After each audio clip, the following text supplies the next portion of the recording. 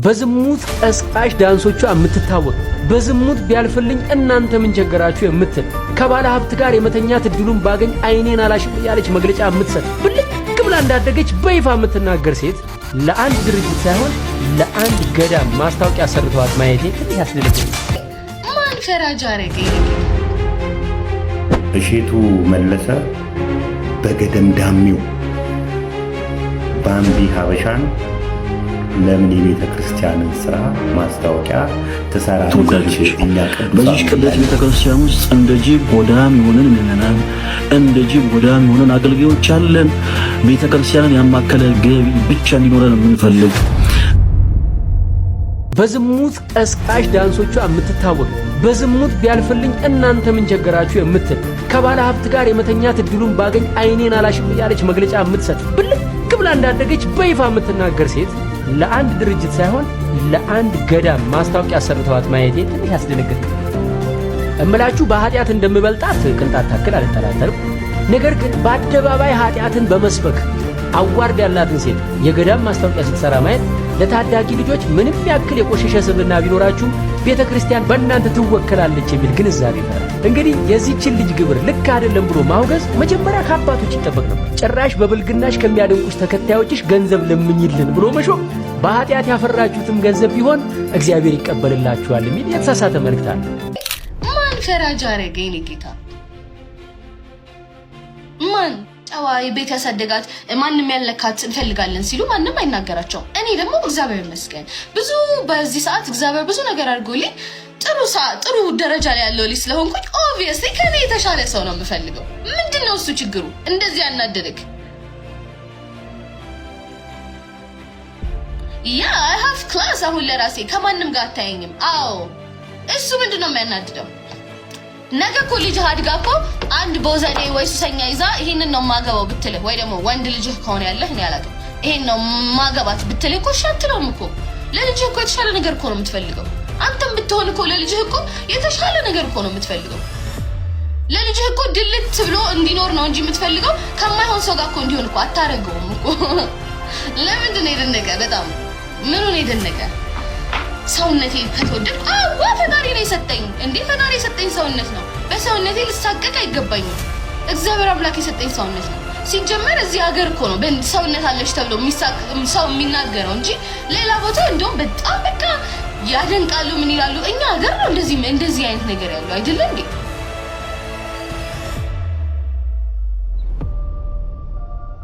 አንተ እኮ የምታመልከው ጌታ እኮ የሰጠኝ ሰውነት እኮ ነው። የኔ ፍቅር እሱ የሰጠኝ ሰውነት ነው። እሺ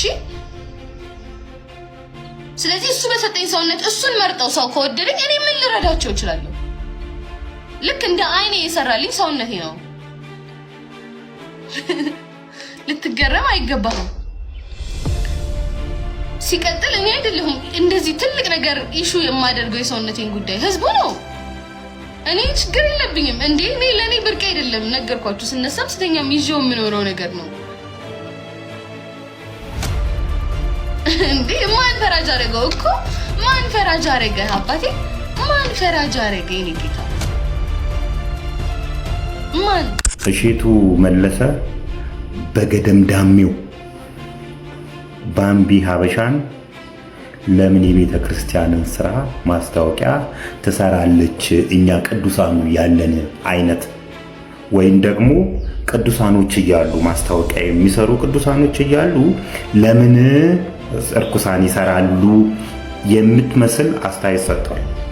እንግዲህ ይሄ ከምን ይመነጫል መሰላችሁ? ቤተ ክርስቲያንን ደጋግሞ ከመዝረፍ፣ ከቤተ ክርስቲያን ደጋግሞ ኮሚሽን ከመብላት፣ ቤተ ክርስቲያን ደጋግሞ ከመሄድ የተነሳ ኢየሱስ አጎታቸው ይመስላቸዋል። ቤተ ክርስቲያን ደግሞ ያጎታቸው ቤት ይመስላቸዋል። ስለዚህ በአጎታቸው ቤት ደስ ያላቸው ሰው ይገባል። እነሱ ቅዱሳን የሚሉት እርኩሳን ወደዛ አይጠጋም በእነሱ መስፈርት ማለት ነው። ሲጀምር ቤተ ክርስቲያን የሃይማኖት ተቋማት የሚቋቋሙት እኮ ለቅዱሳን አይደለም።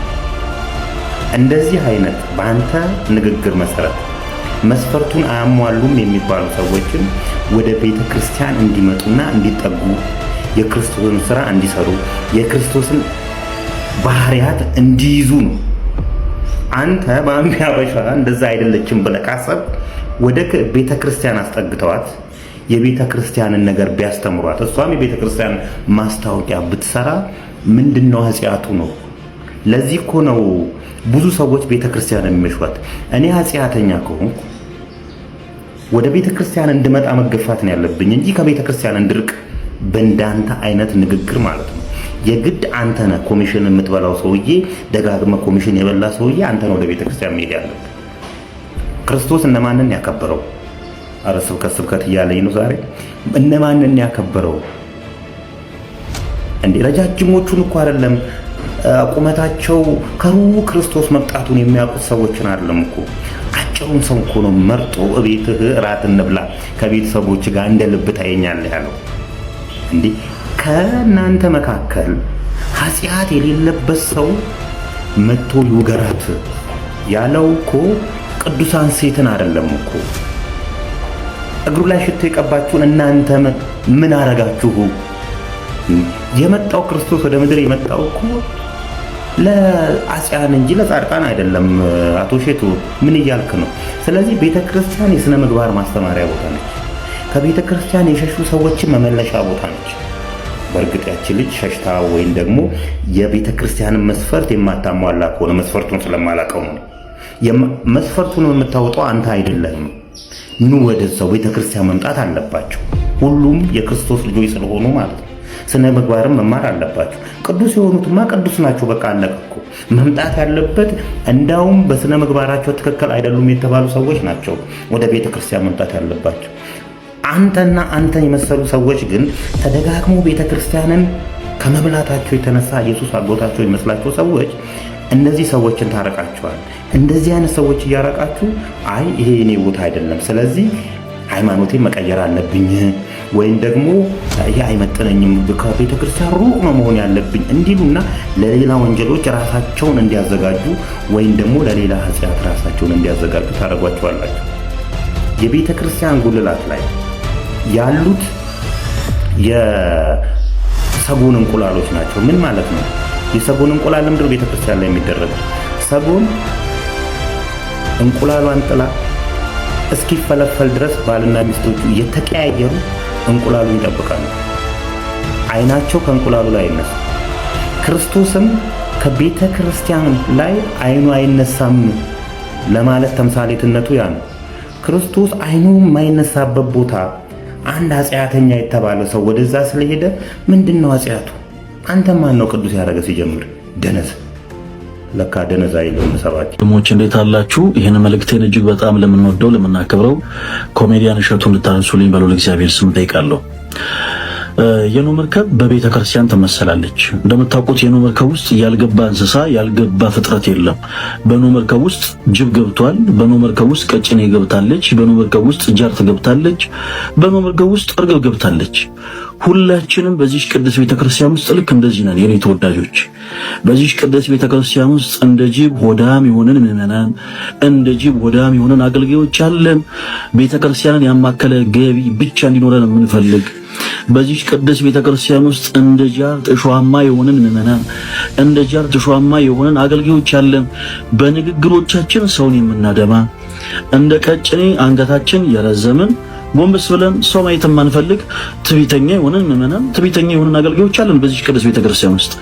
በዛው ልክ እንደ ርግብ የዋህ የሆኑ ምዕመናን፣ እንደ ርግብ የዋህ የሆኑ አባቶችም አሉ በቤተ ክርስቲያን ውስጥ። ሁላችንም ልክ እንደዚህ ነን የኔ ተወዳጆች። እና አሰ ክርስቲያን ልክ እንደ ክርስቲያን እንደው ልንደነቅ የሚገባው በምንድን ነው? በሌሎች ሰዎች ኃጢአት፣ በሌሎች ሰዎች በደል አይደለም። መርሳት የሌለብን ነገር ከነ ማንነታችን የሚፈልገን አምላክ እግዚአብሔር እንዳለ ነው። እሺ እገሌ ኃጢአተኛ ነው የምትሉት፣ እገሌ ሱሰኛ ነው የምትሉት፣ እገሊት በደለኛ ናት፣ እገሊት ኃጢአተኛ ናት የምትሏት በአጠቃላይ እኛንም ጨምሮ ሁላችንንም ከነ ማንነታችን የሚወደን አባትና አምላክ ክርስቶስ ኢየሱስ ይፈልገናል። ስለዚህ እርስ በርስ መነቃቀፉን ትተን ይህንን ድንቅ ኃያል የሆነ አምላክ እናመስግነው። ይህን መልእክት ለብዙዎች በደንብ ሪፖስት፣ በደንብ ኮፒ ሊንክ፣ በደንብ ሼር በማድረግ እንድታደርሱልኝ በልዑል እግዚአብሔር ስም ጠይቃለሁ።